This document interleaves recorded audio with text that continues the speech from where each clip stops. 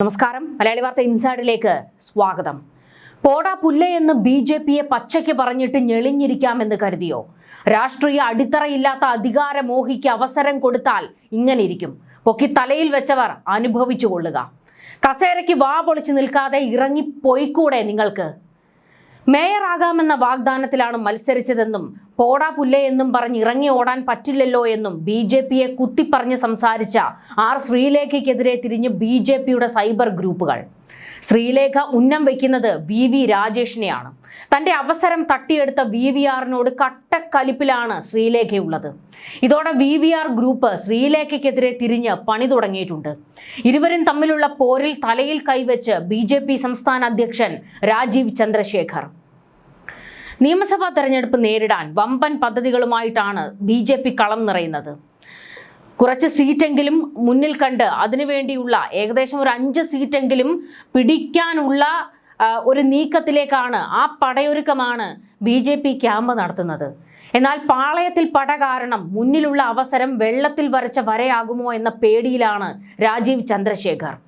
സ്ഥാനം മോഹിച്ച് തന്നെയാണ് താൻ BJPയിൽ ചേക്കേറിയതെന്ന് തുറന്നടിച്ച ആർ ശ്രീലേഖയുടെ പ്രസ്താവന വൻ തിരിച്ചടി ഉണ്ടാക്കിയിരിക്കുകയാണ്.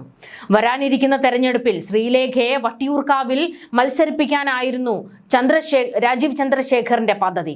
എന്നാൽ എനിക്ക് സൗകര്യമില്ല എന്ന നിലപാടിൽ ഉറച്ചു നിൽക്കുകയാണ് ശ്രീലേഖ. ഇവർക്കൊന്നും വേണ്ടി പ്രചാരണത്തിന് ഇറങ്ങാൻ ഞങ്ങൾക്ക് സൗകര്യമില്ലെന്ന് നേതാക്കന്മാരും അണികളും പച്ചയ്ക്ക് തുറന്നടിക്കുന്നു. BJPയിൽ കൂട്ടയടിയെന്ന് പുറത്ത് ചർച്ച വ്യാപിച്ചിരിക്കുകയാണ്. ജനം ഈ തല്ലും ബഹളവും കണ്ടുകൊണ്ടിരിക്കുകയാണ്. ശ്രീലേഖ ഒരു മാധ്യമത്തിന് നൽകിയ അഭിമുഖത്തിലായിരുന്നു നിലപാട് പറഞ്ഞത്. എന്നാൽ ആ നിലപാട് BJPയുടെ ഉച്ചന്തല പിളർക്കുന്നതായിപ്പോയി. കാരണം തനിക്ക് മേയറാകണം എന്നുള്ള ആഗ്രഹം തന്നെയായിരുന്നു ഉള്ളിലുണ്ടായിരുന്നതെന്ന് ശ്രീലേഖ വ്യക്തമാക്കി കഴിഞ്ഞിട്ടുണ്ട്. വി രാജേഷ് മേയറാകാൻ ആ ഒരു കസേര നോട്ടമിട്ടിരുന്നു. രാജീവ് ചന്ദ്രശേഖറിന് ശ്രീലേഖയെ മേയറാക്കണം എന്നുള്ള ആഗ്രഹമായിരുന്നു. എന്നാൽ വി രാജേഷ് RSS കാര്യാലയത്തിലെത്തി രാജീവ് ചന്ദ്രശേഖറിന്റെ ഈ ഒരു കളി പൊളിക്കുകയായിരുന്നു. അങ്ങനെ മേയർ കസേര സ്വന്തമാക്കുകയായിരുന്നു വി രാജേഷ് ചെയ്തത്. ഇതോടുകൂടിയാണ് ശ്രീലേഖ മങ്ങിപ്പോയത്. അതായത് ഒരു വാർഡ് കൗൺസിലർ എന്ന നിലയിലേക്ക് ഒതുങ്ങി. അത് തനിക്ക് ഒരിക്കലും അംഗീകരിക്കാൻ കഴിയുന്നതല്ല എന്ന് ശ്രീലേഖ ഇപ്പോൾ തന്നെ തുറന്നു പറഞ്ഞിട്ടുണ്ട്. അതായത് ഒരു കൗൺസിലറായി ഇരിക്കുന്നതിന് വേണ്ടിയല്ല ഞാൻ ഇവിടേക്ക് വന്നത് എന്ന് ശ്രീലേഖ പറയുന്നു. ശ്രീലേഖയുടെ അധികാരമോഹം പാർട്ടിക്ക് ക്ഷീണമുണ്ടാക്കുമെന്ന് BJP പ്രവർത്തകരും അതുപോലെ തന്നെ നേതാക്കളും പറയുകയാണ്. എന്ത് രാഷ്ട്രീയ അടിത്തറയാണ് ശ്രീലേഖയ്ക്കുള്ളത്? അവർ ഒരു IPS ഉദ്യോഗസ്ഥയായിരുന്നു. അതുകൊണ്ട് തന്നെ സ്ത്രീകളുടെ വോട്ടുകൾ ധാരാളം പെട്ടിയിൽ വീഴ്ത്തുന്നതിന് വേണ്ടി തന്നെയായിരുന്നു ശ്രീലേഖയെ നിർത്തിയതും. ഒരു ജനകീയ മുഖം ശ്രീലേഖയിലൂടെ ഉണ്ടാക്കിയെടുക്കാനായിരുന്നു BJP ശ്രമിച്ചത്. പക്ഷേ അത് അടപടലം പാളിയിരിക്കുകയാണ്. ശ്രീലേഖയുടെ വിഷയത്തിൽ ഇപ്പോൾ തിരുവനന്തപുരത്തെ BJPയിൽ വലിയ കൂട്ടയടി നടന്നുകൊണ്ടിരിക്കുകയാണ്. ശ്രീലേഖ വരും കാലത്ത് വലിയ തലവേദനയായി മാറുമെന്നും ഉടനെ തന്നെ ഈ തലവേദനയെ വലിച്ചു പുറത്തിടണം എന്നുള്ള മുന്നറിയിപ്പാണ് നേതാക്കൾ കൊടുക്കുന്നത്.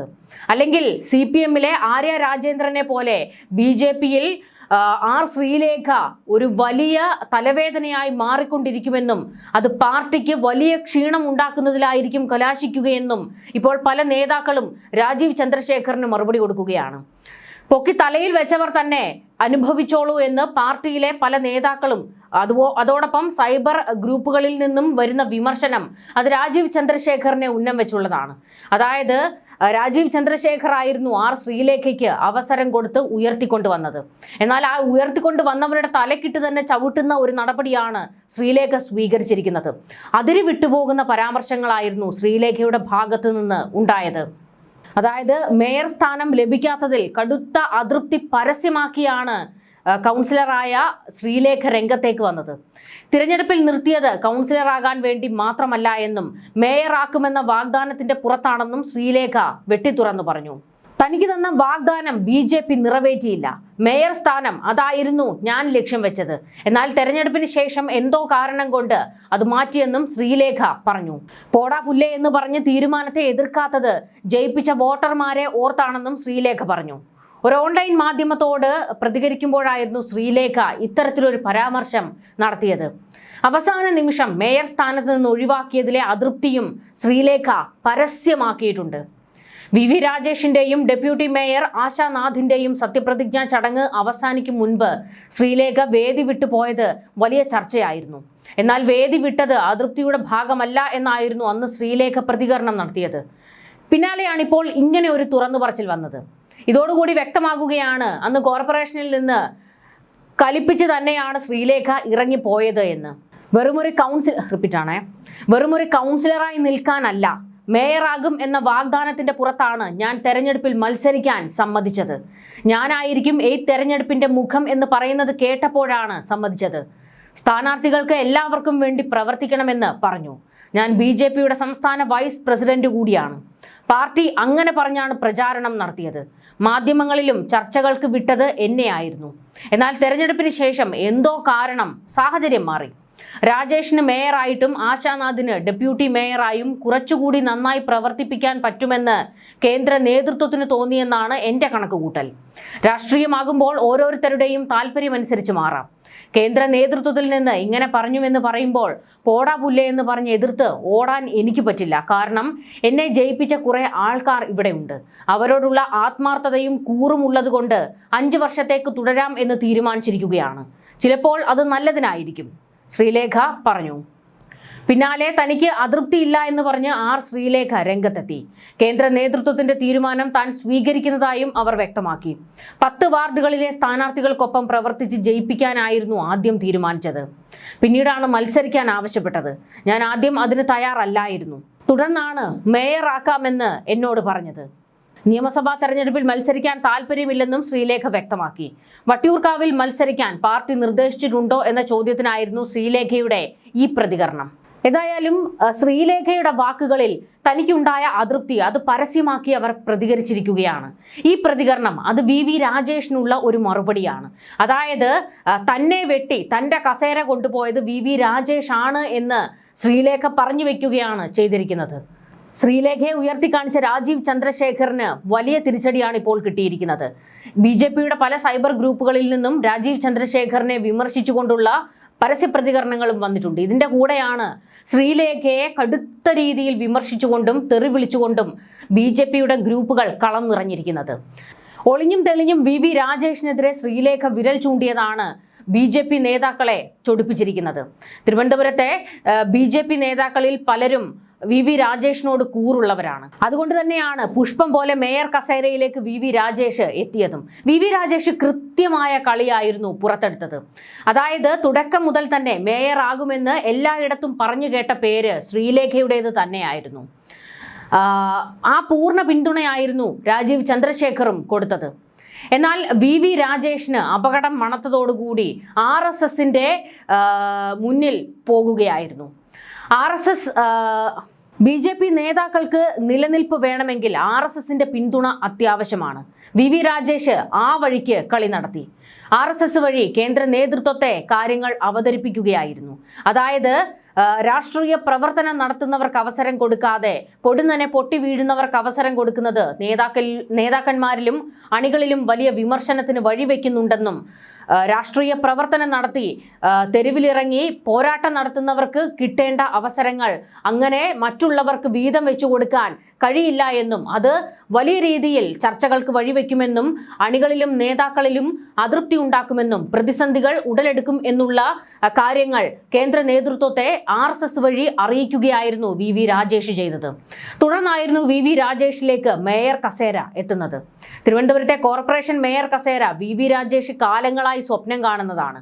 അത് പിടിച്ചെടുക്കാൻ രാജേഷിന് മുൻപിലുണ്ടായിരുന്ന ഒരേ ഒരു വെല്ലുവിളി അത് ശ്രീലേഖയായിരുന്നു. ഏകദേശം കോർപ്പറേഷൻ തങ്ങൾക്ക് കിട്ടും എന്നുള്ള ഒരു ഉറപ്പ് അവസാന നിമിഷം പ്രവർത്തനത്തിലൂടെ BJPക്ക് മനസ്സിലാകുന്നു. അതിനുശേഷമായിരുന്നു വി രാജേഷ് തന്നെ കസേര ഉറപ്പിച്ചിരിക്കുമ്പോഴായിരുന്നു ശ്രീലേഖയെ കൊണ്ടുവരുന്നത്. ഇതോടുകൂടിയാണ് തനിക്ക് മുൻപിലുള്ള ഒരേ ഒരു എതിരാളി ശ്രീലേഖയാണെന്ന് വി രാജേഷ് മനസ്സിലാക്കുന്നതും തുടർന്ന് ശ്രീലേഖയെ വെട്ടുന്നതിനുള്ള കളി കളിച്ചതും. അതിന് RSS വഴി കളി നടത്തി. അത് വിജയിക്കുകയും ചെയ്തു. ഇപ്പോൾ തനിക്ക് മേയർ കസേര കിട്ടാത്തതിൽ ആർ ശ്രീലേഖ പരസ്യ പ്രതികരണം നടത്തുമ്പോൾ വരും ദിവസങ്ങളിലും അല്ലെങ്കിൽ വരും നാളുകളിലും ശ്രീലേഖ ഈ അതൃപ്തി പ്രകടിപ്പിച്ചുകൊണ്ടേയിരിക്കുമെന്നും അത് പാർട്ടിക്ക് ക്ഷീണമുണ്ടാക്കുമെന്നും പല നേതാക്കളും പറയുന്നു. മാത്രമല്ല ശ്രീലേഖ അഹങ്കാരം തുടങ്ങിയിട്ടുണ്ട് എന്ന് BJP ഗ്രൂപ്പുകളിൽ പോലും വിമർശനം വരുന്നു. ശ്രീലേഖ വാർഡ് കൗൺസിലറായി സത്യപ്രതിജ്ഞ ചെയ്യുന്നു. പിന്നാലെ നമ്മൾ കണ്ടത് പ്രശാന്ത് MLA മെക്കിട്ട് കയറാൻ പോകുന്നതായിരുന്നു. എന്നാൽ അത് CPM-ന് പിന്നീട് വലിയൊരു തിരിച്ചടി ഉണ്ടാക്കുന്ന കാഴ്ചയായിരുന്നു നമ്മൾ കണ്ടത്. അതായത് വലിയ കെട്ടിട കൊള്ളയുടെ വിവരങ്ങൾ പുറത്തേക്ക് വരുന്നതുമൊക്കെ നമ്മൾ കണ്ടു. അത് BJPക്ക് വലിയൊരു അവസരം ഒരുക്കി കൊടുക്കുകയായിരുന്നു CPM-ലെ തിരുവനന്തപുരത്തെ CPM നേതാക്കളിലേക്ക് എത്തുന്നതിന്. എന്നാൽ പിന്നാലെ ശ്രീലേഖയുടെ ഓരോ നടപടികളും അത് സ്വന്തം പാർട്ടിക്ക് തന്നെ വിനയാകുന്ന രീതിയിലേക്ക് മാറിയിരിക്കുകയാണ്. ശ്രീലേഖയുടെ ഇപ്പോഴത്തെ ഇടപെടലുകൾ അത് വലിയ പരിഹാസത്തിനും വിമർശനത്തിനും ഒക്കെ വഴിവെക്കുന്നുണ്ട്. നമുക്കറിയാം പ്രശാന്ത് MLA-യുമായിട്ട് കെട്ടിടം ഒഴിയലിൽ വലിയ തർക്കമായിരുന്നു നടന്നത്. അതിനുശേഷം വാർഡ് കൗൺസിലർ തൻ്റെ പേര് കൗൺസിലർ ആർ ശ്രീലേഖ എന്നുള്ള പേര് വട്ടിയൂർക്കാവ് MLA പ്രശാന്തിൻ്റെ പേരിന് മുകളിൽ കൊണ്ട് സ്ഥാപിക്കുന്നത് നമ്മൾ കണ്ടു. അതായത് ശാസ്തമംഗലത്തെ ഓഫീസിൽ ചെന്നാൽ ആ കാഴ്ച കാണാം. ഇതിനു മുൻപ് വരെ VK പ്രശാന്തിന്റെ പേര് ആയിരുന്നു മുകളിലുണ്ടായിരുന്നത്. എന്നാൽ ഇപ്പോൾ അതിനു മുകളിൽ കൊണ്ടുപോയി തൻ്റെ പേര് നെയിം ബോർഡ് വെച്ചിരിക്കുകയാണ് ശ്രീലേഖ. ഇത് ട്രോളുകൾക്കൊക്കെ വഴിവെക്കുകയും ഒക്കെ ചെയ്തിരുന്നു. എന്നാൽ തൻ്റെ പ്രവർത്തനത്തിൽ താൻ ഓക്കെയാണ് എന്നുള്ള രീതിയിൽ ഇതൊന്നും വിമർശനങ്ങളും തെറിവിളികളും ഒന്നും തന്നെ ഏശുന്നില്ല എന്നുള്ള രീതിയിൽ തന്നെ മുൻപോട്ട് പോകുകയാണ് ശ്രീലേഖ. പക്ഷേ ഇവിടെ മനസ്സിലാക്കേണ്ട മറ്റൊരു വസ്തുത കൂടിയുണ്ട്. സ്വന്തം പാർട്ടിയിൽ നിന്ന് വരാൻ പോകുന്ന തിരിച്ചടികൾ അല്ലെങ്കിൽ പണികൾ അതിനെ ഒന്നും നേർക്കുനേർ നിന്ന് തരണം ചെയ്യാൻ ശ്രീലേഖയ്ക്ക് കഴിയില്ല. കാരണം രാഷ്ട്രീയമെന്ന് പറയുന്നതേ ഒരു ചതുരംഗ കളിയാണ്. എപ്പോൾ വേണമെങ്കിലും ആര് വേണമെങ്കിലും ആരെയും വെട്ടാം. അപ്പോൾ അവിടെ പിടിച്ചു നിൽക്കാൻ, ആ രാഷ്ട്രീയ ചതുരംഗ പലകയിൽ പിടിച്ചു നിൽക്കാൻ ശ്രീലേഖയ്ക്ക്